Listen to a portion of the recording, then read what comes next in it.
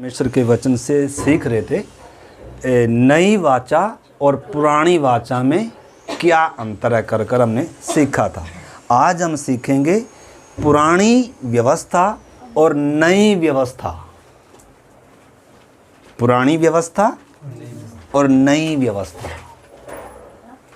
ठीक है ना। नई व्यवस्था मतलब हमने इसमें पिछली बार पढ़ा था, रोमियो 8 में लिखा है 1 में, जीवन की आत्मा की व्यवस्था ने हमें क्या कर दिया, स्वतंत्र कर दिया। मतलब जीवन की आत्मा की व्यवस्था हमें मिली है। और गलातियों में हमने पढ़ा था कि मसीह की व्यवस्था, और याकूब में अगर हम पढ़े तो उसमें लिखा है वो राज आज्ञा। और यूहन्ना उसको सुसमाचार प्रचारक उसको बता रहा है कि प्रभु ने कहा मैं तुम्हें एक नई आज्ञा देता हूं।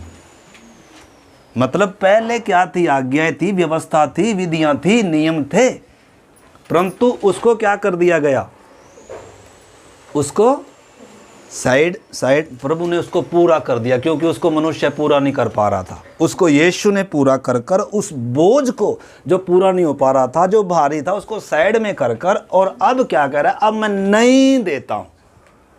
तो इस करके हमने उन बातों को क्या करना है, समझना है। तो इस करके आइए हम इस बात को समझने से पहले इब्रानियों की पत्री और उसका 10 अध्याय निकाल देंगे। इब्रानियों की पत्री 10 अध्याय निकाल लीजिए सभी, 10 अध्याय। देखो, वचन सुनने से कोई फायदा नहीं होगा अगर वचन को हमने क्या नहीं किया, समझा नहीं। और समझ कर भी कोई फायदा नहीं होगा अगर उसको क्या नहीं किया, ग्रहण नहीं किया। और ग्रहण करने का भी कोई फायदा नहीं होगा अगर उसको क्या नहीं किया, उसको पचाया नहीं, आंतड़ियों को ताकत से क्या नहीं किया, भरा नहीं है। क्योंकि खाने से भी कई बार फायदा नहीं होता अगर क्या लग जाए, लूज मोशन लग जाए। खाने से फायदा है कोई? अब मान लो अच्छा भोजन खाया लेकिन खाते ही समय क्या लग गए, क्या लग गए जी, दस्त लग गए, तो खाए का कोई फायदा होया, उल्टा कमजोरी आ गई। तो बातों को आपने क्या करना है, अच्छे से समझना है। जो हम सुन रहे हैं ये परमेश्वर का वचन है, ये सत्य है, ये हमारी आत्मिक उन्नति का खजाना है, हमारे आत्मिक जीवन को मतलब धनी होने के लिए और हमें उस आनंद से भरने के लिए, परमेश्वर के साथ हमारा रिश्ता और गहरा होने के लिए, हमें विश्वास में और परिपक्व होने के लिए, हमें और भी सिद्धता तक ले जाने के लिए क्या दिया है, परमेश्वर ने अपना पवित्र वचन दिया। आपको मालूम है सुसमाचार की 4 किताबें हैं, मत्ती, मरकुस, लूका, यूहन्ना। ये क्या है, इनके द्वारा उद्धार है, ये उद्धार को दर्शाती, मतलब उद्धार पाया। लेकिन बाकी कितनी पत्रियां हैं प्रकाशित वाक्य के बिना? 27 में से 5 निकाल दो, 22 क्या हैं, 22 पत्रियां हैं प्रेरितों के द्वारा जो लिखी गई हैं।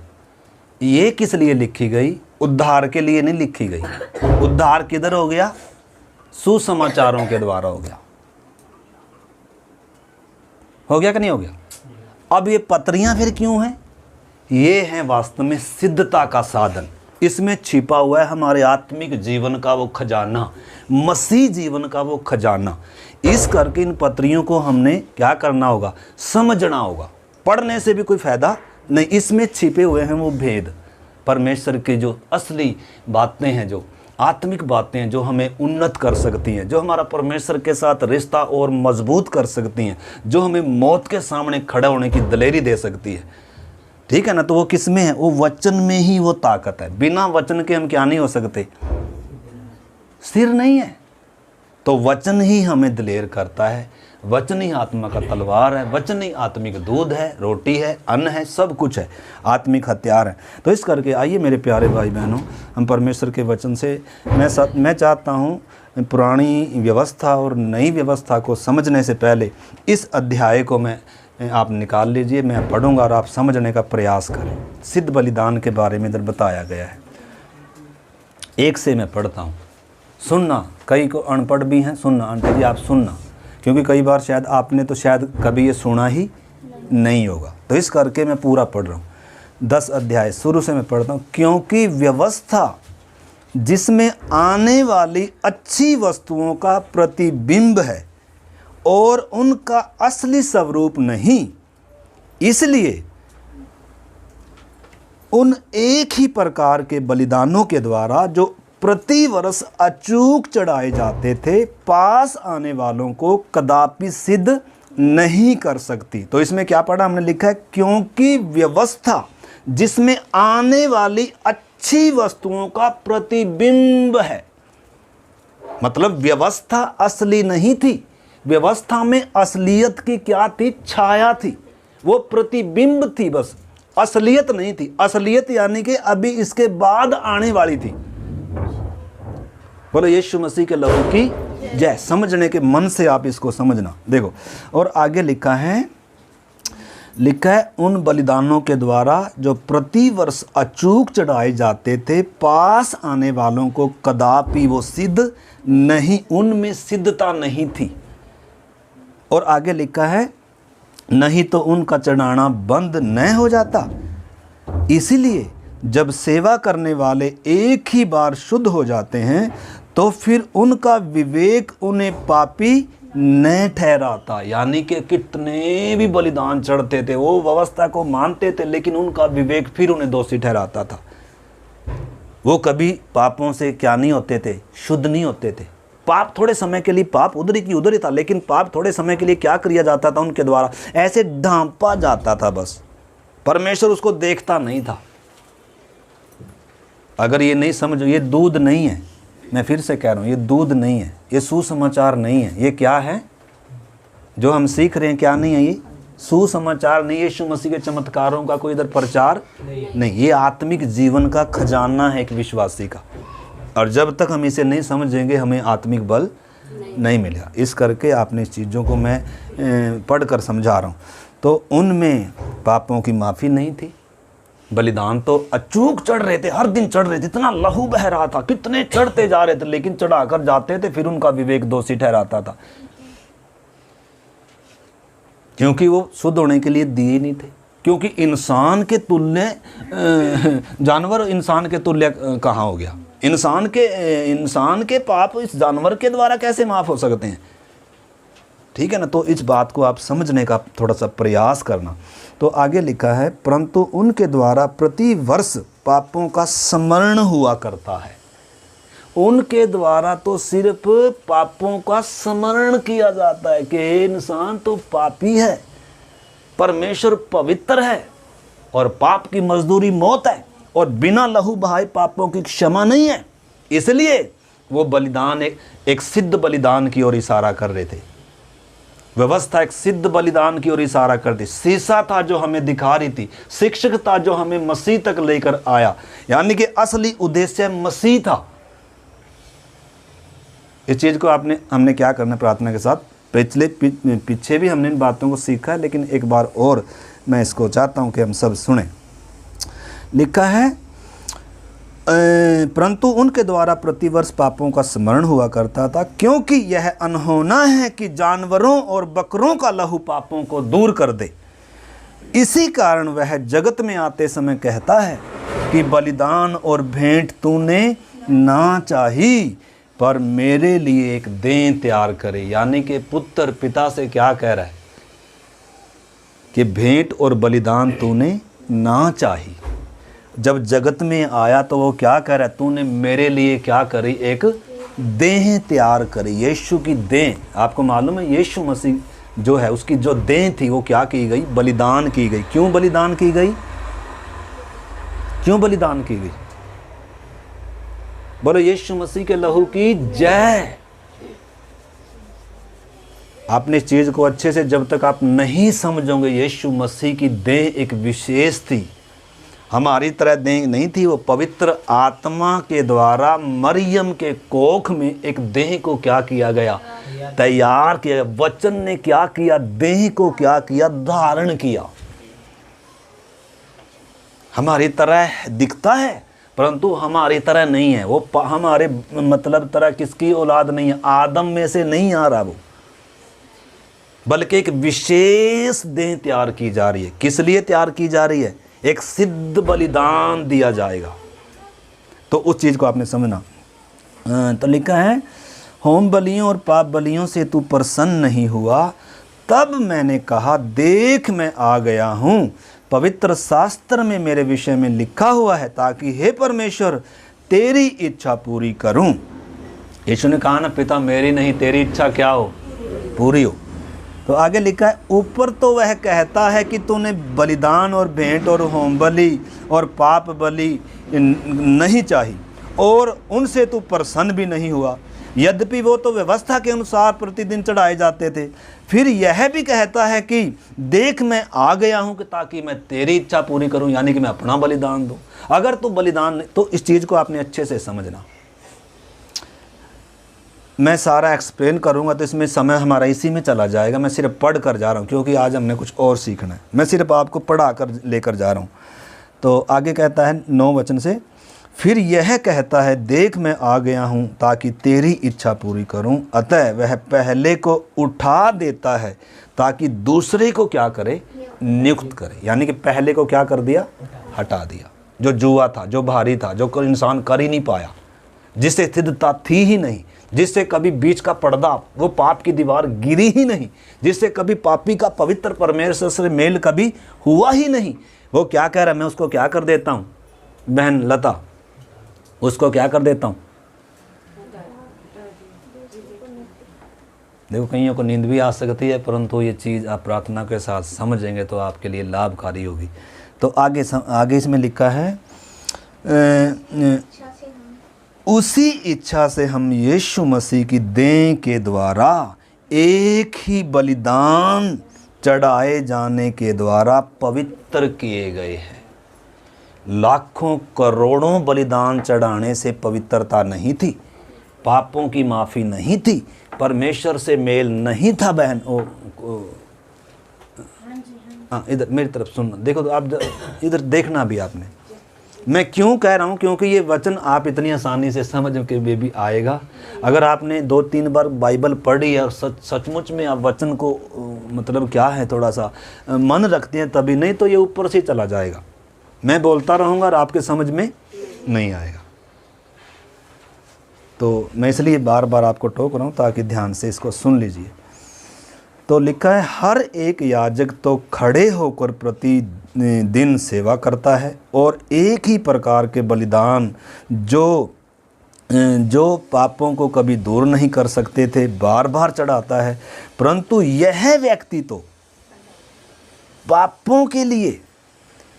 पापों के बदले एक ही बलिदान सर्वदा के लिए चढ़ाकर परमेश्वर के दाहिने जा बैठा है। अगर मैं इसको एक्सप्लेन करूंगा तो मैं फिर कह रहा हूं इसी में क्या हो जाएगा समय। तो आपने खुद घर में जाकर इसका क्या करना है, प्रार्थना के साथ पढ़ना है, समझना है। अगर आप इन बातों को समझना चाहते हो, पिता की इच्छा को समझना चाहते हो, मसीह जीवन में परिपक्व होना चाहते हो, प्रभु की आमद के लिए तैयार होना चाहते हो, परमेश्वर के साथ और गहरे रिश्ते और समर्पण में आना चाहते हो, तो खुद आप इसको क्या करनी पड़ेगी, मेहनत। यहाँ सुनने में कोई मेहनत है? कोई मेहनत नहीं है। मेहनत कब होगी? जब घर में जाकर घुटनों के बल बैठकर प्रार्थना के साथ इन बातों को समझने के लिए क्या करोगे, नोट भी लिखोगे, तभी परमेश्वर, क्योंकि ये छिपा कर रखा हुआ है।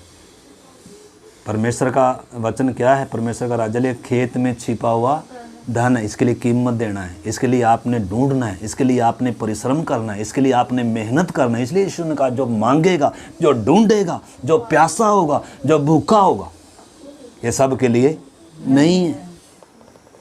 ठीक है ना। तो आगे कहाँ आए मैं, 12। परंतु यह व्यक्ति तो पापों के बदले एक ही बलिदान सर्वदा के लिए चढ़ाकर परमेश्वर के दाहिने जा बैठा। हाँ, और उसी समय से इसकी बाट जो रहा है कि उसके बैरी उसके पांव के नीचे की पीढ़ी बने। यानी कि सिंहासन पर जा बैठा, परमेश्वर के दाहिने जा बैठा, एक ही बलिदान सर्वदा के लिए चढ़ाकर, और कोई भेंट बलिदान नहीं चढ़ाया बल्कि अपना बलिदान चढ़ाकर अपना बलिदान दिया उसने। बाकी जो महायाजक होते थे, ये जो महायाजक होते थे, वो भेड़ बकरी का बलिदान चढ़ाते थे, और ये जो महायाजक थे वो मर भी जाते थे, उनको मौत क्या नहीं कर देती थी, होने देती थी रहने, लेकिन इसने क्या किया, मौत को भी क्या किया है, हरा। ये सर्वदा के लिए यह महायाजक है, ये सर्वदा के लिए क्या है, जिंदा है। मौत इसके ऊपर क्या नहीं है, हावी लिखा है। और उसी समय से इस बात की बाट जोर है कि उसके बैरी भी उसके पाँव की क्या बन जाएं, नीचे की पीढ़ी बन जाएं। नीचे की पीढ़ी का मतलब है यीशु सिर है, हम उसकी क्या हैं, देह हैं, हम हैं उसके वास्तव में। तो प्रभु चाहता है जो बैरी पूरी मानव जाति पर राज्य करता है, मौत, शैतान और पाप, हम उसके ऊपर क्या पाएं, जय पाएं। परमेश्वर क्या देख रहा है, प्रभु क्या जोर है, बाट जोर है कि मेरे उसके बैरी उसके पाँव की क्या बन जाए। आपको मालूम है दुनिया में 3 बड़े शत्रु हैं जिसको संपूर्ण मानव जाति ने क्या करके रखा हुआ है, अपना मार कर रखा है, गुलाम बना कर रखा है, उनके ऊपर राज्य करती है। मृत्यु सबके ऊपर राज्य करती है, पाप ने गुलाम बना कर रखा है, और शैतान ने बुद्धि को क्या करके रखा हुआ है। लेकिन प्रभु ने क्या कर दिया, क्रूस के द्वारा तीनों का नाश कर कर और क्या कर दिया, हमें अपनी देह का क्या बना लिया, अंग बना लिया, ताकि हम भी क्या करें, यानी कि कुछ हमारे लिए भी छोड़ा है जय पाने के लिए। इसलिए प्रभु ने कहा जो कोई क्या पाएगा, जय पाएगा। यानी कि जय पाने के लिए क्या है, कुछ कोई मैदान है, यानी कि कुछ मलयुद्ध है, यानी कि हमने भी लड़ना है, यानी कि कुछ क्या है, सफ़र का मतलब सफ़र है जो हमने क्या करना है, तय करना है। लड़ाई का मतलब हमने लड़ना है। मलयुद्ध का मतलब है कोई दूसरा पहलवान है और एक, यानी कि 2 पहलवानों के बीच में क्या है, कुश्ती है, लड़ाई है। यानी कि क्या है, एक आंटी जी हमें नींद आएगी नींद की गोली देने से भी, लेकिन इस वचन में क्या आ जाएगी, अगर देखो समझ में नहीं आएंगे, समझने के मन से अगर आप बैठेंगे नहीं है, अगर आपका मन अगर समझने के लिए तैयार नहीं है, परमेश्वर इसको समझने नहीं देगा। मैं बार बार बोल रहा हूँ, मैं उठाने का कईयों को क्या कर रहा हूँ, बार बार प्रयास कर रहा हूँ, क्योंकि हमें तो ये है बस 2 गीत गाएंगे, कोई बताता है चलो जी प्रार्थना, बस यही था मसीह। अरे ये नहीं है मसीह जीवन।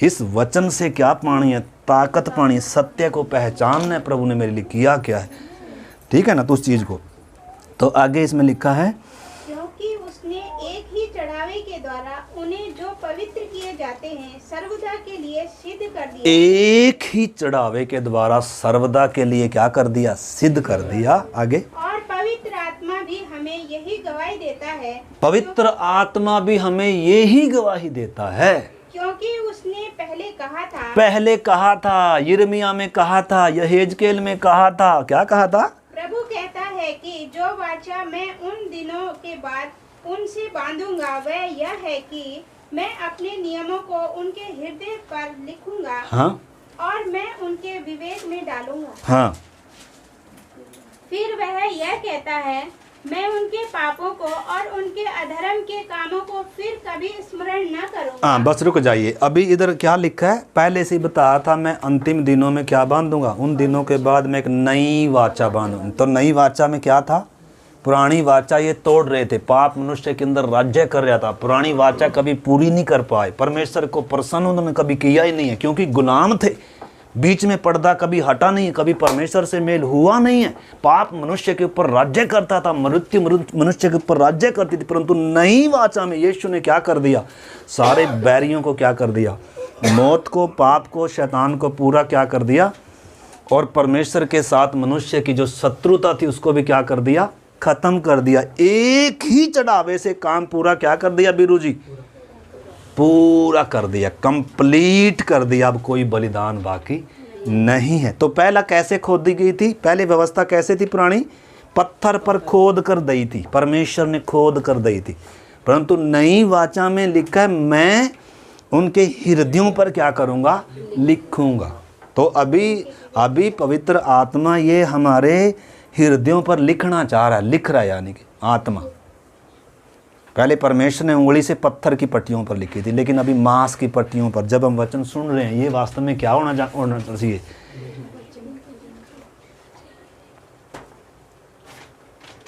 उस समय पत्थर की पट्टी थी, खोदा था परमेश्वर ने, उंगली से लिखा था परमेश्वर ने, लेकिन अभी मांस की पट्टियों पर, हृदय की पट्टियों पर आत्मा के द्वारा।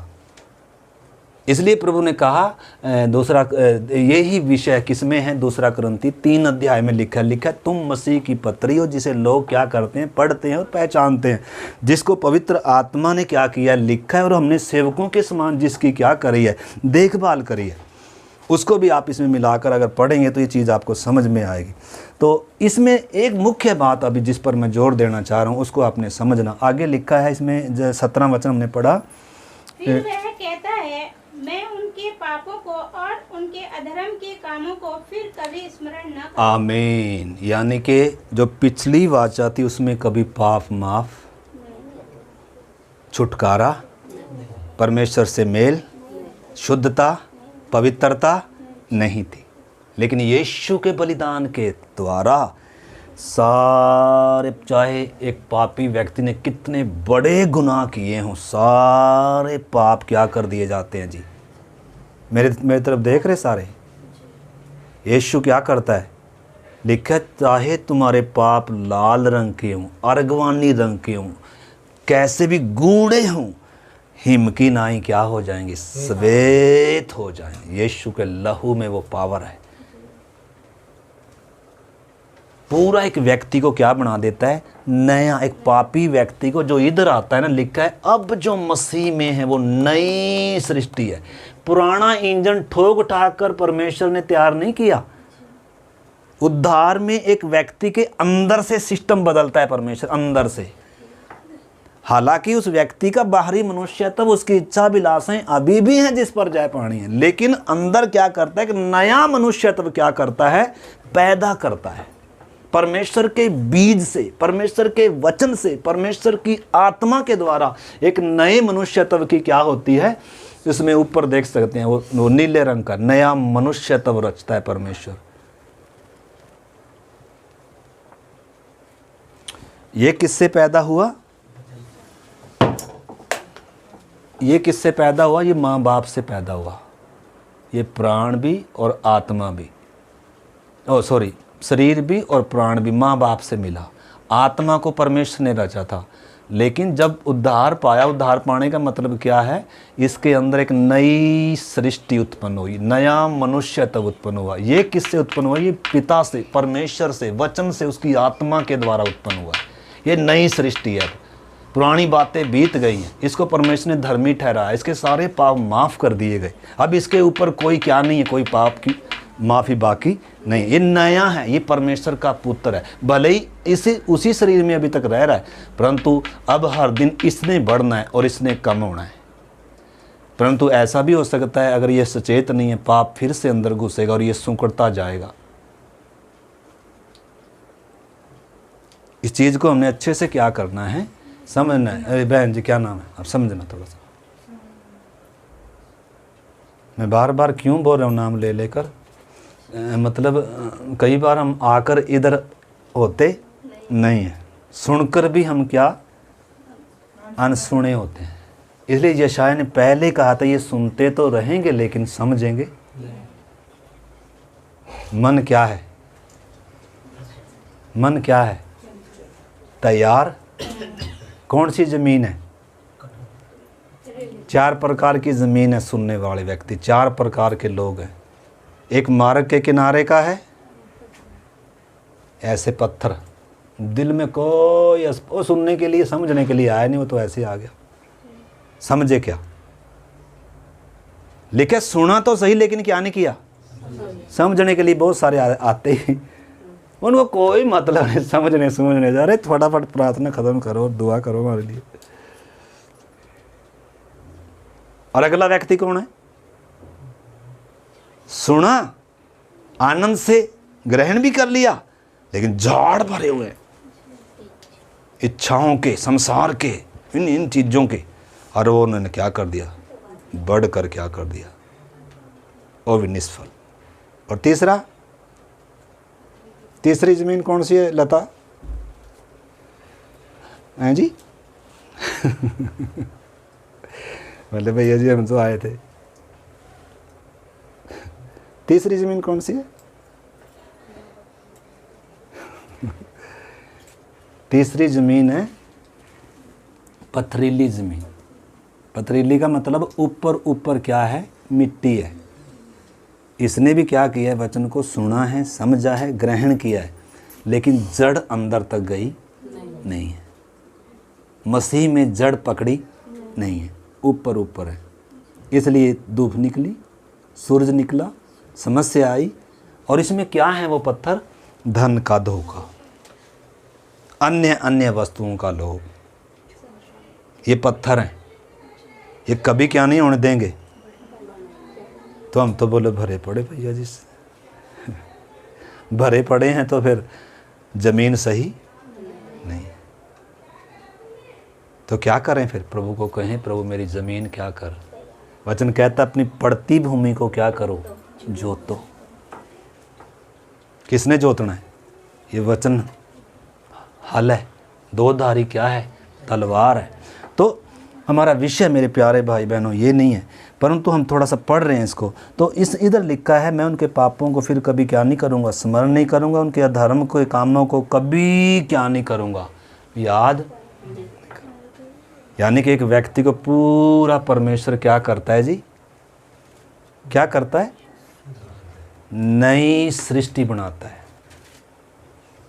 नई का मतलब आप ये नहीं है कभी क्या नहीं होगी गलती, अभी बाहरी मनुष्य है तब भी है। इधर देख रहे हैं ना, ये देख इसमें क्या आ गया फिर से, जो नई सृष्टि बनाया था इसके अंदर भी परमेश्वर ने, इसके अंदर भी नई सृष्टि था, पवित्र आत्मा भी था, लेकिन अंदर फिर से कौन घुसा हुआ है, इधर ये पाप घुसा हुआ है। क्यों घुसा, क्योंकि अपने बहुमूल्य उद्धार के प्रति क्या नहीं है, सचेत नहीं है,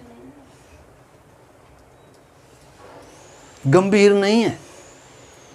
मैं कहाँ से छुड़ाया, किस कीचड़ से मुझे प्रभु ने उठाया, और मैं फिर से उधर जाने का मुझे हर समय क्या रहता है, मन नहीं, चांस खतरा रहता है। मन ना भी हो, खतरा बना रहता है। शैतान हर समय पीछे घूमता रहता है, चीज़ों में, परीक्षाओं में फंसाने के लिए क्या करता है, ताकि फिर से हम क्या हो जाएं, उसके अधीन हो जाएं, उसके गुलाम हो जाएं, फिर से हम कोई ऐसा काम करें। लेकिन हमने समझना है। तो इधर हम देखते हैं, उनके पापों को फिर कभी स्मरण नहीं करूँगा, और उनकी क्षमा हो गई है, तो फिर पापों के लिए कोई बलिदान, अब कोई बलिदान बाकी है क्या? यानी कि यीशु के बलिदान ने पूरा क्रूस पर उतारने से पहले, इससे पहले कि यीशु की बदन क्रूस पर से उतारा जाए, कीलें निकाल कर उसको उतारा जाए, कब्र में रखा जाए, उससे पहले क्या कहा उसने, क्या कहा, आखिरी शब्द क्या कहा आंटी यीशु ने? पता नहीं भैया क्या कहा। सब क्या हुआ, पूरा हुआ। जो भी करना था सारा परमेश्वर ने देह में आकर और क्रूस पर सारा काम क्या कर दिया, उसने पूरा कर दिया। अब कोई बलिदान बाकी नहीं रहा। अब पाप मनुष्य के ऊपर राज्य नहीं कर सकता। अब शैतान मनुष्य के ऊपर राज्य नहीं कर सकता। अब मौत इसको डरा नहीं सकती, परंतु इसके ऊपर निर्भर ये करता क्या है। अब परमेश्वर जबरदस्ती कुछ नहीं करेगा। आगे पढ़ लीजिए थोड़ा सा।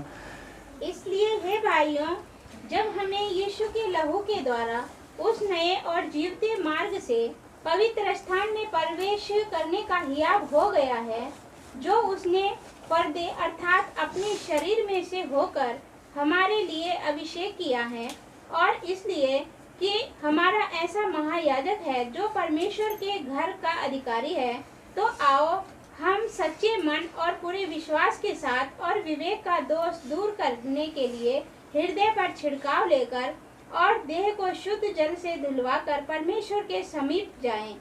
आओ हम अपनी आशा के अंगीकार को दृढ़ता से थामे रहें, क्योंकि जिसने प्रतिज्ञा की है वह सच्चा है।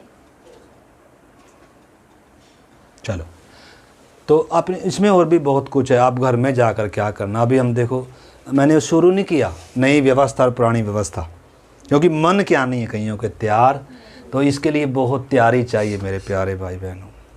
अगर हम दूध पीने वाले हैं, दूध पीने वाले के अंदर क्या नहीं डाल सकते, उसके मुंह में क्या नहीं डाल सकते, हड्डी मांस का टुकड़ा या रोटी या अन्न क्या नहीं कर सकते, उनको दूध ही पिलाना पड़ेगा। परंतु दूध पीने वालों को धर्म के वचन की क्या नहीं है, पहचान नहीं है। दूध पीने वाले बच्चों से कोई आशा उम्मीद भी नहीं है। परमेश्वर क्या चाहता है, हम क्या बने, हम सयाने बने। तो सयाने किससे बनेंगे, दूध पीने से, क्या ही खाना मोटा भोजन खाना पड़ेगा। इसका 10 अध्याय पढ़ा ना हमने, 8 अध्याय भी निकाले। 8 पढ़ा था हमने कि 10 पढ़ा था? 8 पढ़े।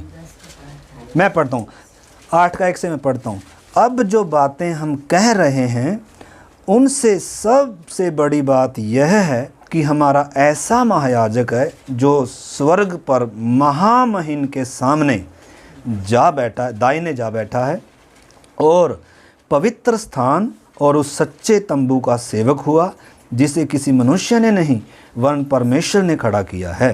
क्योंकि हर एक महायाजक भेंट और बलिदान चढ़ाने के लिए ठहराया जाता है, इस कारण अवश्य है कि यह इस याजक के पास भी कुछ चढ़ाने के लिए हो।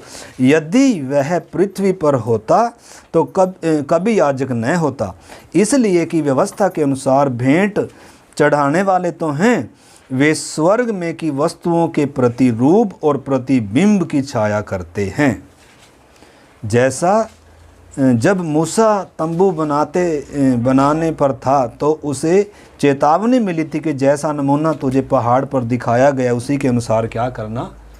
मतलब ये सिर्फ नमूना था, ये सिर्फ छाया थी, ये असलियत नहीं था। कर वहाँ ये चीज़ बताई जा रही है।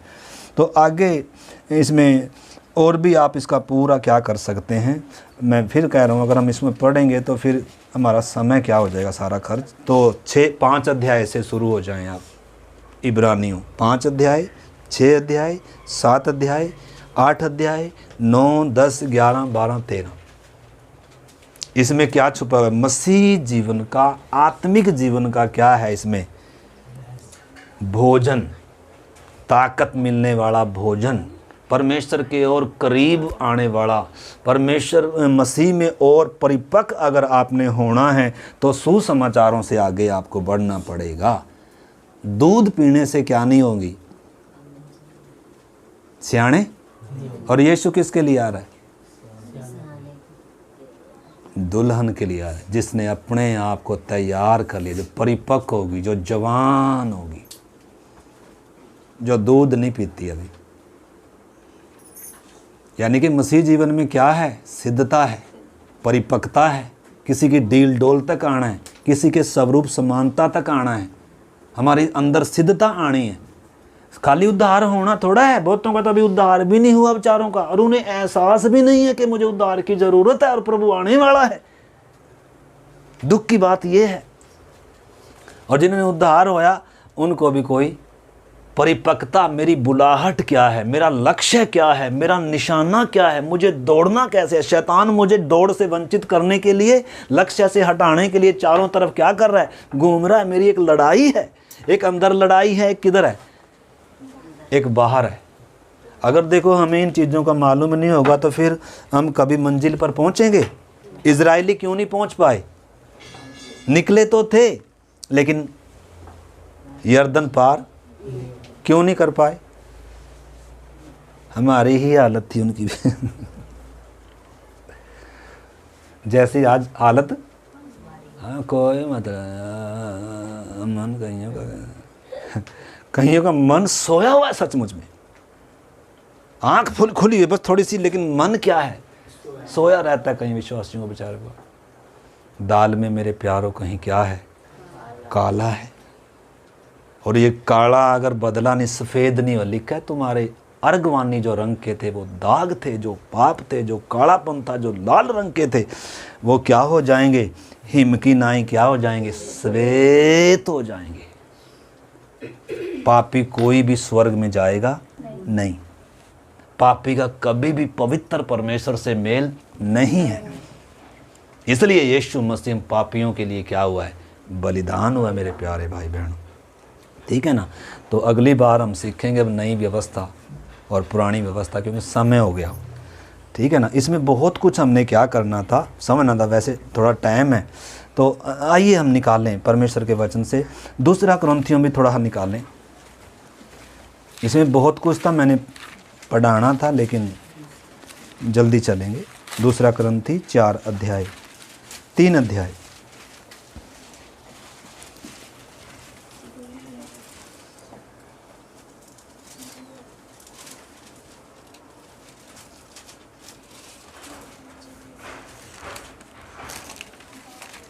दूसरा कुरिन्थियों 3 अध्याय, नई वाचा के सेवक जहाँ लिखा हुआ है 3 से पढ़ो। यह प्रकट है कि तुम मसीह की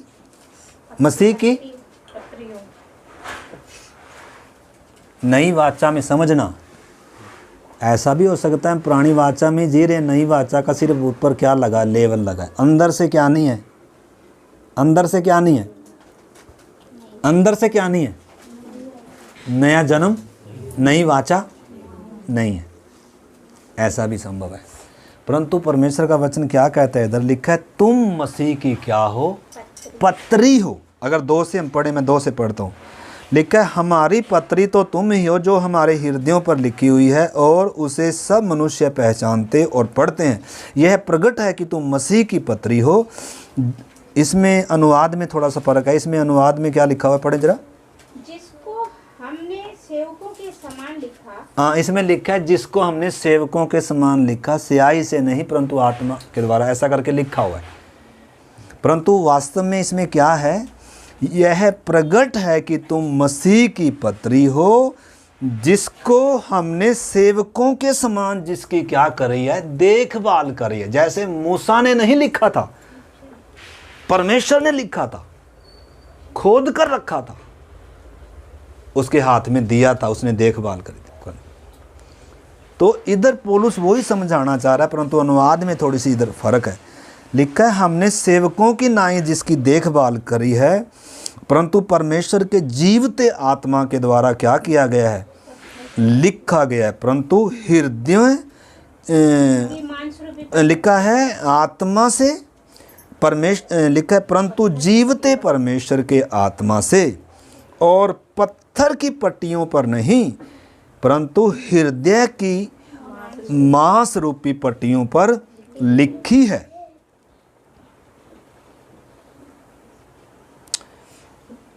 आगे मैं थोड़ा सा पढ़ता हूँ। हम मसीह के द्वारा परमेश्वर पर ऐसा ही भरोसा रखते हैं, यह नहीं कि हम अपने आप को इस योग्य, हम अपने आप इस योग्य हैं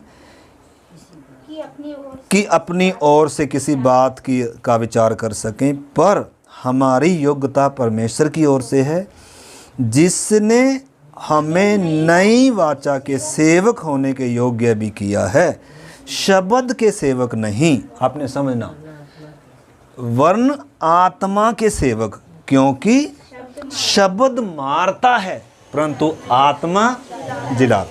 आदम में सब मरते हैं, मसीह में सब जिलाए जाते हैं। व्यवस्था ने किसी को भी जीवन नहीं दिया, व्यवस्था ने सबको दोषी ठहराया और मार डाला। व्यवस्था ने पाप को ताकत दी और पाप ने इंसान को क्या कर दिया। व्यवस्था किस लिए थी, ताकि पाप का पाप होना प्रकट हो जाए, हर एक इंसान का मुंह बंद हो जाए, सब संसार परमेश्वर के दंड के योग्य ठहरे और दोषी ठहरे। इसलिए परमेश्वर ने व्यवस्था दिया था। हमने पिछले दिनों बहुत कुछ इसमें सीखा, व्यवस्था क्यों दिया था, व्यवस्था ने क्या किया, व्यवस्था क्या नहीं कर पाई, हमने पिछले दिनों सारा कुछ सीखा है। तो यीशु ने क्या किया जो व्यवस्था नहीं कर पाई थी, जो व्यवस्था नहीं कर सकती थी, एक इंसान के जीवन को बदल नहीं सकती थी, एक इंसान को पाप की गुलामी से छुड़ा नहीं सकती थी। परंतु इधर जब पौलुस बता रहा है कि तुम परमेश्वर की आत्मा के द्वारा लिखी गई मसीह की वो पत्री हो जिसे लोग क्या करते हैं, यानी कि पहली व्यवस्था पत्थर पर लिखी थी, पत्थर पर देखकर पता लगता था अच्छा परमेश्वर की है, लेकिन अभी तुम लिखा है क्या हो, मसीह की पत्री हो। परमेश्वर की व्यवस्था किधर लिखी हुई है? नई व्यवस्था हृदय और मांस की पट्टिकाओं पर लिखी हुई है। मसीह जीवन वास्तव में है क्या? आपने समझना इस चीज़ को। इससे हल्के से मतलब इससे कम कुछ समझे ना। मसीह जीवन क्या है कर हमने क्या करना, अच्छे से बात को समझना। इससे कम पर मसीह जीवन नहीं है, आप वो नहीं समझे आप। इसलिए मेरे प्यारे भाई बहनों, अभी हमने दूध ही अगर पीते रहेंगे तो क्या नहीं होगा मालूम। इसलिए सुसमाचार से आगे बढ़कर पत्रियों को क्या करना है हमने बीरू जी, समझना होगा। दूध पीने की आदत क्या करनी होगी? छोड़नी होगी। समय बहुत क्या है? कम है। सयाना होना होगा और परिपक्व होना होगा। दूल्हा आने वाला है, मेमने का विवाह आ पहुंचा है। लेकिन अगर बच्चे हैं तो दुल्हन में होंगे।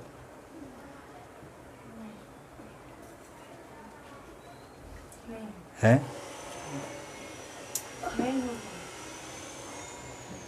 इस करके हमने उन बातों को समझना है। तो पुरानी व्यवस्था, पुरानी वाचा क्या नहीं कर पाई थी वो, और नई वाचा और नई व्यवस्था क्या है कर हमने अच्छे से क्या करना है, समझना है। तो इसमें लिखा है, मैं थोड़ा सा और पढ़ता हूँ। जिसने हमें नई वाचा के सेवक होने के लिए भी किया, शब्द के सेवक नहीं वरन आत्मा के सेवक। शब्द मारता है परंतु आत्मा जिलाता है। यदि मृत्यु की वाचा जिसके अक्षर पत्थर पर खोदे गए थे यहाँ तक तेजों में थी कि मूसा के मुंह पर तेज के कारण जो घटता जाता था, इसलिए इस्राएली उसके मुंह पर दृष्टि नहीं कर सकते। जब नई वाचा बांध दी गई, आपको मालूम है उसका मध्यस्थ कौन भी था? पुरानी वाचा का मध्यस्थ कौन था? मूसा। और जब मूसा बीच में जब खड़ा था, या मूसा जब परमेश्वर की उपस्थिति में से नीचे आया, उसका चेहरे से क्या निकलती थी? किरणें निकलती थी, तेज निकलता था। यानी कि कोई क्या नहीं कर पाता था, इसलिए उसको क्या करना पड़ता था। परंतु वो तेज तो क्या था? घटता जाता था, वो बढ़ता नहीं था कभी, वो घटने वाला था। तो इधर वो चीज बताई जा रही है भाई, अगर वो शब्द वाली व्यवस्था, अगर वो पुरानी वाचा, पुरानी व्यवस्था अगर इतनी तेजों में थी, तो नई कितनी तेजों में होगी। आगे लिखा है, तो आत्मा की वाचा और भी तेजों में क्यों न होगी? क्योंकि जब दोषी ठहराने वाली वाचा तेजों में थी, तो धर्मी ठहराने वाली वाचा और भी तेजों में क्यों न होगी। लिखा है क्योंकि जब दोषी ठहराने वाली वाचा, यानी कि वो वाचा, वो व्यवस्था इंसान को दोषी ही ठहराती थी, धर्मी नहीं।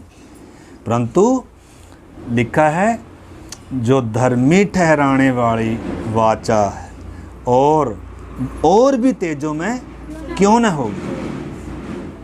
और जो तेजों में था वह भी उस तेज के कारण जो उससे बढ़कर तेजों में था कुछ तेजों में न ठहरा, क्योंकि हम जब वह जो घटता जाता था तेजों में था, तो वह जो स्थिर रहेगा और भी तेजों में क्यों न होगा। और थोड़ा सा और इसमें नीचे अगर आप, मैं पूरा पढ़ूंगा तो ज़्यादा हो जाएगा। आप इसका 14 से मैं पढ़ता हूँ या 12 से। इसलिए ऐसी आशा रखकर हम हियाब के साथ बोलते हैं और मूसा के समान नहीं, जिसने अपने मुंह पर पर्दा डालना था, ताकि इजरायली उस घटते तेज के अंत को देख न सकें। परंतु वे मतिमंद हो गए, क्योंकि आज तक पुराना नियम पढ़ते समय उनके हृदयों पर वही पर्दा पड़ा रहता है, पर मसीह में उठ जाता है।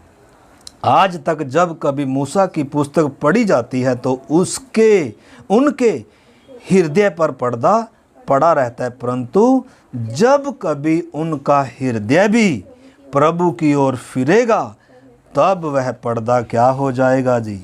उठ जाएगा। तो वो कब फिरेगा उनका मन? उनके लिए ये नई वाचा कब होगी? शारीरिक रीति से होगी, 1000 साल के राज्य में होगी। फिर वो क्या करें? पूरे दिल से, पूरे मन से अपने यहोवा को क्या करेंगे? सबको उसका 1000 साल का राज्य इस धरती पर होगा। उनके लिए ये वाचा उस समय होगी शुरू, क्योंकि अभी भी उनके ऊपर क्या पड़ा हुआ है? पर्दा। अभी भी किसको मार रहे हैं? वो व्यवस्था को। मसीह को उन्होंने स्वीकार नहीं किया, क्रूस पर चढ़ाया, परंतु आत्मिक तौर पर वो हमारे लिए हो चुका है। ठीक है ना? अब हम नई वाचा में हैं। अब हमारे पाप क्या कर दिए गए? मिटा दिए गए, धो दिए गए, शुद्ध कर दिया, नई सृष्टि बनाया है। परंतु नई सृष्टि बनाना काफ़ी नहीं है। हमने क्या होना है? परिपक्वता तक, सिद्धता तक जाना है। तो आपने समझना, इधर आज फिर से वो 2 वृक्ष हैं आपके सामने हैं। ये तो है आदम, इसमें तो मौत है, सब मरते हैं, गुलाम हैं। ये है यीशु मसीह, आखिरी आदम, इसमें सब जिलाए जाते हैं। उद्धार के द्वारा इधर सांटे गए, और सांटे गए काफ़ी नहीं है, अब इसने भी किसके समान होना है? इस इन डालियों ने जो ये नीले रंग की दिख रही हैं, इसके समान होना है। ठीक है ना? तो इसीलिए प्रभु यीशु मसीह किसके लिए आ रहा है? अपनी दुल्हन के लिए आ रहा है। तो इन्हीं दिनों मेरे प्यारे भाई बहनों, और भी हम क्या करना है? इसलिए जब इसका आप आगे 4 अध्याय पढ़ो, हम मिट्टी के पात्रों में परमेश्वर ने अपनी असीम सामर्थ को, धन को क्या किया हुआ है? रखा हुआ है। आगे बता रहा है, लेकिन जिसने कहा अंधकार में से ज्योति चमके, वो ही हमारे हृदयों में क्या हुआ है? चमका है। हमारे अंदर से मतलब क्या होना है? उसका क्या होना है? तेज चमकना है। जिसने कहा अंधकार में से ज्योति चमके, वही किधर चमका? हमारे हृदय में। 4 अध्याय वही बता रहा है। फिर 5 अध्याय बता रहा है जो मसीह में है वो नई सृष्टि है। मैं 16 से पढ़ता हूँ, 5 का 16 से। अतः अब से हम किसी को शरीर के अनुसार न समझेंगे। यद्यपि हमने मसीह को भी शरीर के अनुसार जाना था, तो भी अब से उसको ऐसा न जानेंगे। इसलिए यदि कोई मसीह में है तो वो क्या है जी? तो आप मसीह में हैं या मसीह के बाहर हैं? माता जी, बहन जी, आप किधर हैं? मसीह में कैसे हैं? डोले डोल पिटिए, ये खड़का कहाँ? इधर देखो, हमारे कहने से मसीह में नहीं है, हमारे कहने से स्वर्ग नहीं जाए, हमारे कहने से हमारा उद्धार नहीं हो गया। बातों को समझें। मैं क्यों बार बार क्या कर रहा हूँ? आप लोगों को उठा उठा कर हम तो नींद में सोए पड़े हैं जहाँ। मसीह में, अतः जो मसीह में है वो नई सृष्टि है। सिद्ध नहीं हुए अभी, लेकिन नई सृष्टि है। सिद्धता का काम आरंभ हो गया। इधर है बहन जी नई सृष्टि, इधर है। मसीह में होने का अर्थ ये है, इधर से कटकर बपतिस्मा लेकर इधर सांटे गए हैं। ये है नई सृष्टि। इस पर दंड की आज्ञा नहीं है। इनको पवित्र आत्मा ने कायल किया, पापों के प्रति ये कायल हुए, इनको अपनी पापी होने की दशा एहसास कराई गई। पवित्र आत्मा ने, वचन ने, सत्य ने इनकी आंखें खोली, बुद्धि खोली, इनके विवेक ने इनको कायल किया, और ये इधर से काटे गए। ये पाप के लिए, संसार के लिए मरकर पानी में जो मरे हुए को दफन किया गया, और जब ये बाहर आए अब ये नई सृष्टि है, इधर सांटे गए। ये है मसीह में होना। इस पर दंड की आज्ञा, इस पर अभी भी दंड की आज्ञा है।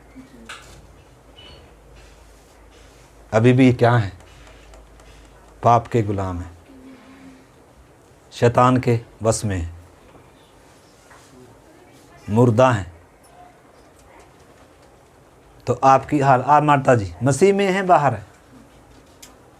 इसको देख कर बताना। अंधी श्रद्धा नहीं होनी हमारी यीशु पर। यीशु ने कहा हर कोई जो मुझे प्रभु प्रभु कहता है स्वर्ग देखेगा भी नहीं।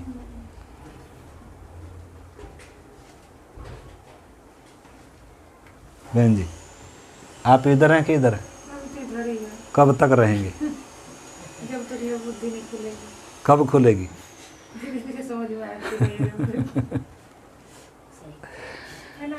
प्रभु कह रहा है जा तो पहले उनकी क्या खोल, आंखें खोल। आंखें खुली हैं कि नहीं खुली हैं? आंखें तो खुल गई, लेकिन फिर जानबूझ के हम क्या कर रहे हैं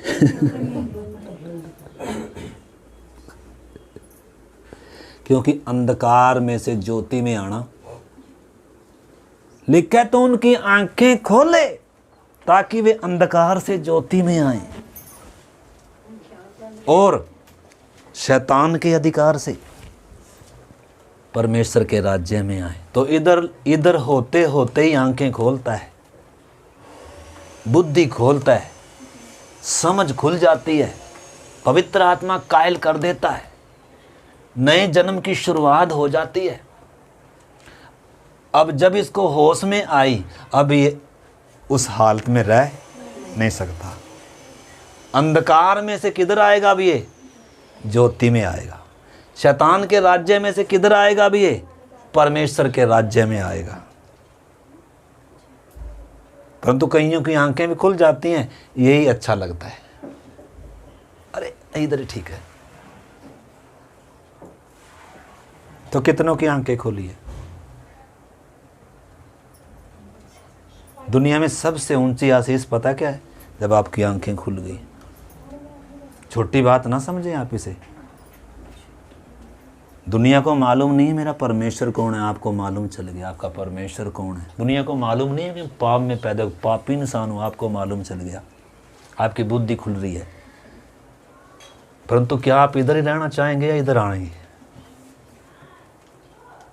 क्या आप अंधकार से ज्योति में आना चाहते हैं? हैं जी? हाँ जी भाई जी, बुद्धि खुली कि नहीं खुली है? समझ खुली कि नहीं? आंखें खुली कि नहीं खुली? आप तो ऐसे देख रहे, पता नहीं मैं क्या भेद की बात कह रहा हूँ।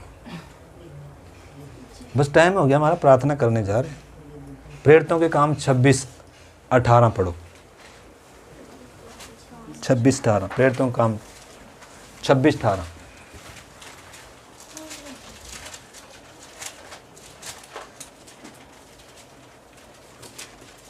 कि तू उनकी आंखें खोले। किन की? यानी कि यीशु मसीह अपने सेवक को कहाँ भेज रहा है? अंधों के पास, मुर्दों के पास, गुलामों के पास, जो सारा संसार है आत्मिक तौर पर। इसमें ये पेड़ जो दर्शा रखे हैं, संसार को दर्शाता है। तो इधर भेजा जा रहा है कि तू उनकी क्या खोले? आंखें खोले। अच्छा जी। अंधकार से ज्योति की ओर, और अंधकार से ज्योति की ओर, और शैतान के अधिकार से, शैतान के अधिकार से भाई परमेश्वर के राज्य की ओर आए, ताकि जी कि पापों की क्षमा, ताकि पापों की क्षमा पा सके, के साथ जो मुझ पर विश्वास करने से पवित्र किए गए, और जो मुझ पर विश्वास करने से पवित्र किए गए, मिरास के भागी होए, ये भी उस मिरास के क्या हो जाएं? भागी हो जाएं। तो कब होंगे भागी माता जी? अगर आंखें खुल गई हैं तो आप इधर नहीं रहेंगे, अंधकार में नहीं चलेंगे। यीशु ने कहा जो मैं जगत की ज्योति हूँ, जो मेरे पीछे चलेगा वो कभी अंधकार में नहीं चलेगा, नहीं चलेगा, नहीं चलेगा, जीवन की ज्योति पाएगा। मैं फिर से आपके सामने ये सवाल रख रहा हूँ, आप बोलें कोई और बताओ हमें कोई आशीष का, उसका वचन। ये आशीष का, दुनिया में सबसे ऊंची आशीष यही है कि अंधे की आंखें खुल गई, जो मुर्दा पापों में पड़ा हुआ था वो जी उठा, वचन ने जिलाया, यीशु ने जिलाया। हमने समझना उद्धार कितना बहुमूल्य चीज़ है। दुनिया की सारी धन दौलत आशीष नासवान है, कूड़ा कबाड़ एक दिन छोड़ना पड़ेगा, और उससे सिर्फ क्या ही मिलता है? दुख ही मिलता है। लेकिन इधर क्या मिलता है भाई? सुबह समझ में आ रही कुछ थोड़ी थोड़ी? तो आंखें खुल गई तो इधर रहेंगे, बुद्धि खुल गई तो इधर रहेंगे, अंधकार प्रिय लगेगा, ज्योति में आएंगे। लेकिन बहुत सारे उल्टा भी है। लेकिन दंड की आज्ञा का कारण यह है कि ज्योति जगत में आई, परंतु मनुष्यों ने ज्योति से बढ़कर अंधकार को अधिक प्रिय जाना, क्योंकि उनके काम क्या थे? बुरे थे। उन्होंने ज्योति को नहीं चाहा, वो बहुत सारे उद्धार नहीं चाहते हैं, बहुत सारे पाप से मन फिराना नहीं चाहते हैं, बहुत सारे संसार से को छोड़ना नहीं चाहते, चिपके हुए, पूरे चिपके हुए, क्योंकि गुलामी में जीना चाह रहे हैं, इस दशा में ही मरना चाह रहे हैं। आप किधर मरना चाहेंगे आंटी? इधर मरना चाहेंगे आप बहन जी? किधर? लेकिन धन्य है जो मसीह में मरते हैं, लेकिन हाय इस पर जो इसमें मरते हैं। लिखा है भाई, इसमें सब मरते हैं लेकिन इसमें सब जिलाए जाएं। देखो अब समय हो गया, पहला कुरिन्थी पढ़ लें, अब इसमें हम बाद में कभी आएंगे प्रभु ने चाहा तो। पहला कुरिन्थी 15 अध्याय।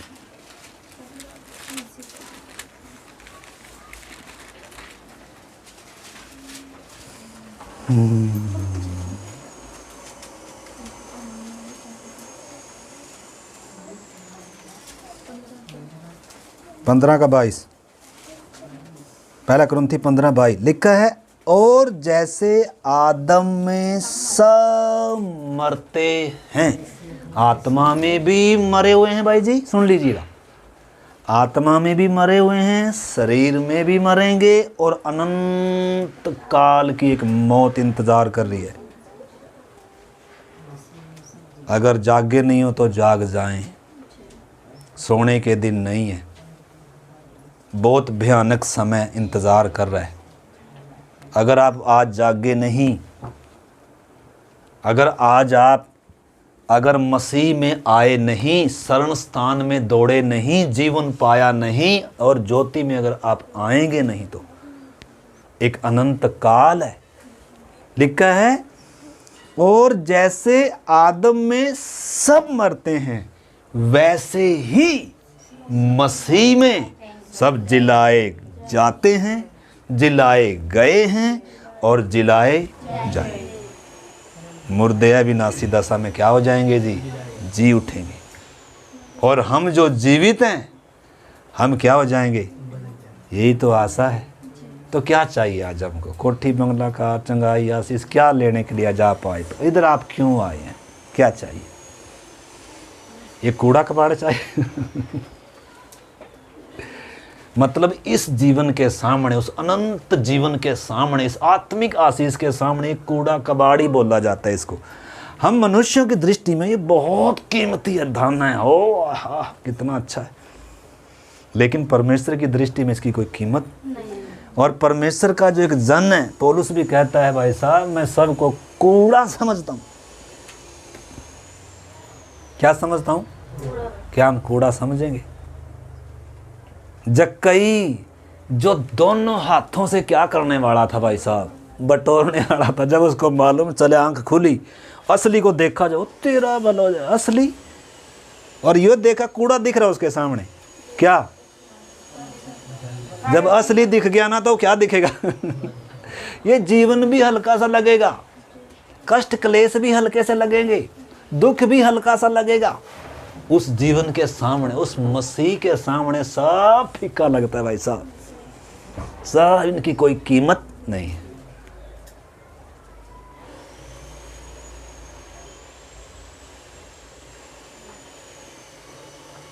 आप कीमती होना चाहते हैं? हैं? कल मैं सुन रहा था, देख रहा था, कोई दिखा रहा था, ये मान लो वो छापना पड़ेगा, मान लो एक व्यक्ति इधर खड़ा कर, ये बहुत अमीर व्यक्ति है, परंतु वो क्या हो गया? जीरो हो गया। इधर बहुत बुद्धिमान व्यक्ति है, ये भी क्या हो गया? जीरो हो गया। इधर बहुत ज्ञानी है, ये भी जीरो। यानी कि ऐसे संसार है पूरा। अपनी दृष्टि में तो बहुत कुछ है, लेकिन परमेश्वर की दृष्टि में क्या है? जीरो है। आपको मालूम है इनकी कीमत कब हो जाएगी? सबकी। ये तो जीरो जीरो है, और यीशु क्या है? एक, वन। वन का मतलब अगर जीरो के आगे एक लगा देंगे तो है, जीरो के आगे अगर एक लगा देंगे तो कीमत होगी। जीरो की कोई कीमत है? लेकिन जीरो एक के नीचे अगर आ गया तो कीमती हो गया। अभी पता नहीं समझ में आ गया नहीं। आंटी 100 में कितनी जीरो होती हैं? 100 में कितनी जीरो होती हैं? 100 है, आपका सारा मालूम है। 100 का नोट है ये 50 का नोट है, इसके नीचे 50 के नीचे एक जीरो है, 5 के नीचे कितनी जीरो है? 1। 100 के नीचे 1 के नीचे 2 जीरो, 1000 के नीचे, 1000 में 1 के नीचे 3 जीरो, 10,000 के नीचे, 10,000 में 1 के नीचे कितनी? 1 लाख में 1 के नीचे कितनी जीरो होती हैं? यानी कि यीशु मसीह एक है, बाकी सारी जीरो जीरो हैं। अगर आपके आगे यीशु आ गया ना, आप यीशु के नीचे आ गए ना, तो आप कीमती बन गए, आपकी कीमत है, अन्यथा आपकी कोई कीमत।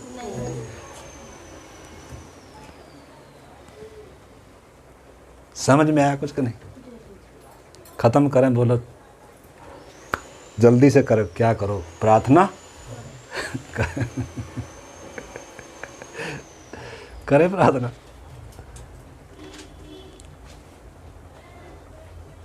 आइए हम प्रार्थना करते हैं। तो जो मसीह में है वे नई सृष्टि है, उनके ऊपर दंड की आज्ञा नहीं है। जो मसीह में है, मैं फिर से कह रहा हूँ, क्योंकि हमारे बीच में कई नए लोग हैं, पुराने भी हैं नए भी हैं। उद्धार का समय है, परमेश्वर से मेल मिलाप के दिन है, इन्हीं दिनों मन फिराने के दिन है, जाग उठने के दिन है। बहुत सो लिए आंटी जी, बहुत कमा लिया, बहुत सो लिए, कुछ साथ में नहीं जाएगा। अगर आप यीशु में नहीं आए तो जो कुछ है ये भी सब छूटने जा रहा है।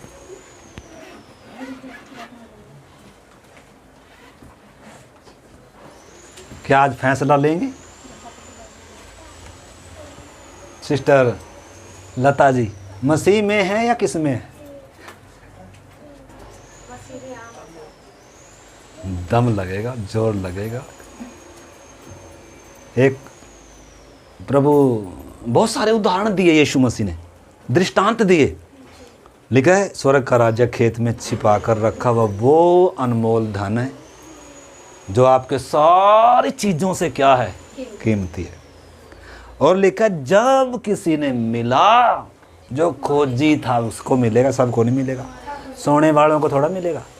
आपको मालूम है जो सोना खोजते हैं, जो समुद्र की गहराइयों में मोती खोजते हैं, हीरे, जो और वो चीज़ें खोजते हैं ना, जो खोज करने वाले होते हैं, वो आपको मालूम है कितनी गहराई में चले जाते हैं, कितनी गहराई में चले जाते हैं, और तब जाकर मिलता है।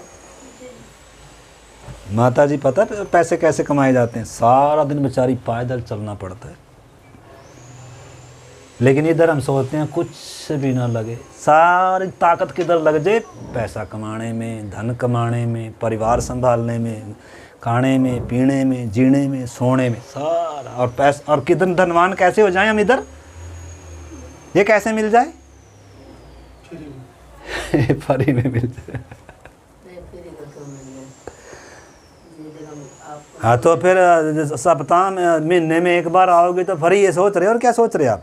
तो महसूस होता है ना, हैं? आज हम गए नहीं, आज हम मना कर दिए। अब महसूस तो अंदर अंदर होता तो महसूस तो भी आपने देखो भी हो। तो इसमें क्या रखा? लिखा है स्वर्ग का राज्य है। माता जी, स्वर्ग का राज्य है, खेत में छिपा हुआ धन लिखा है। और लिखा है हर किसी को। छुपा कर क्यों रखा है? छुपा कर क्यों रखा है? सबके लिए नहीं है। किसके लिए ही है? सोने वालों के लिए थोड़ा है। किसके लिए है? जो खोजी हैं, जो खोज रहे हैं। और जब मिलेगा तो क्या करेंगे? हाँ जी, क्या करेंगे जब मिलेगा? देखकर क्या करेंगे? अरे छोड़ पर, ऐसा करेंगे। आपको 1 लाख रुपया मिलेगी आंटी, क्या करेंगे? क्या करेंगे? हमें 1 लाख रुपया भी मिल गया तो अरे भाग कर ऐसे उठाएंगे और ऐसे करेंगे जैसे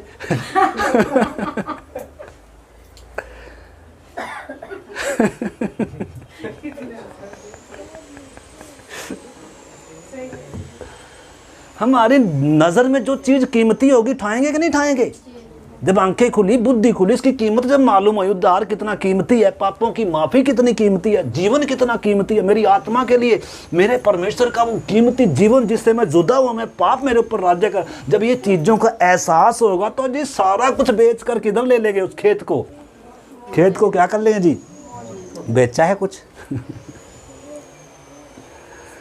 मोल है। लोग पागल कहेंगे, बोलेंगे इसने क्या किया, अरे इसने छोटी सी टांकी ले ली, सबको थोड़ा मालूम चला, आपके माँ बाप को थोड़ा मालूम चलेगा आपने घाटे का सौदा नहीं किया, वो तो किसको ही मालूम है जी, आंटी जी अंकल को मालूम चलेगा क्या, वो उसके लिए तो अरे मूर्ख इसने क्या किया, ये इतना कुछ बेचकर इसने ये लिया, सारी इज्जत सारा कुछ सारा, अरे तो हमारा क्या कर दिया, इतना कुछ था हमारे पास सारा कुछ क्या कर दिया, इसने मिला क्या है। अरे भाई जिसको मिला है ना उसको ही मालूम है इस भेद का, ये सबको मालूम है। आइए प्रार्थना करते हैं, प्रार्थना करें। धन्यवाद प्रभु इस पवित्र वचन के लिए। प्रभु हर एक को आज पहचानने के लिए बुद्धि खुल जाए, समझ खुल जाए प्रभु, ताकि सत्य को पहचान लें, आंखें खुल जाएं, अंधकार में ना जिए प्रभु, ज्योति में आ जाएं, शैतान के अधिकार से निकल आए प्रभु, परमेश्वर के राज्य में आ जाएं प्रभु। हालेलुया। ताकि पापों की क्षमा पाएं प्रभु, और जो तुझ पर ईमान लाते हुए ओ हालेलुया विश्वास के द्वारा जो धर्मी ठहराए गए, पवित्र किए गए, जो मिरास के भागी हो गए, उनके साथ मिरास में भागी हो जाएं प्रभु। हर एक को समझ खुल जाए प्रभु, पवित्र आत्मा कायल करे प्रभु, हर एक को अपनी दशा पहचानने के लिए सहायता कर। इस महान अनुग्रह को, इस महान उद्धार को, इस बेशकीमती समय को, इस अवसर को पहचानने के लिए समझ खोल दें प्रभु। हर एक के जीवन में काम करें। पवित्र आत्मा आपके हाथों में सौंपते हैं पिता परमेश्वर। हालेलुया।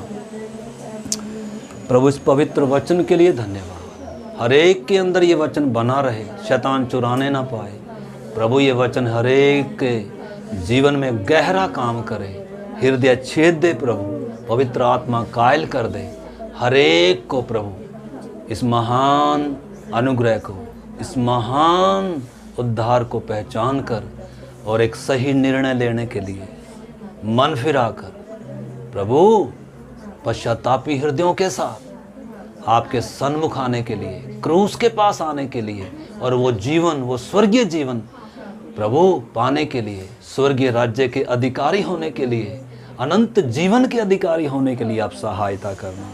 आपके हाथ में सौंपते हैं पिता। धन्यवाद करते हैं हमारी प्रार्थनाओं को सुनने के लिए पिता।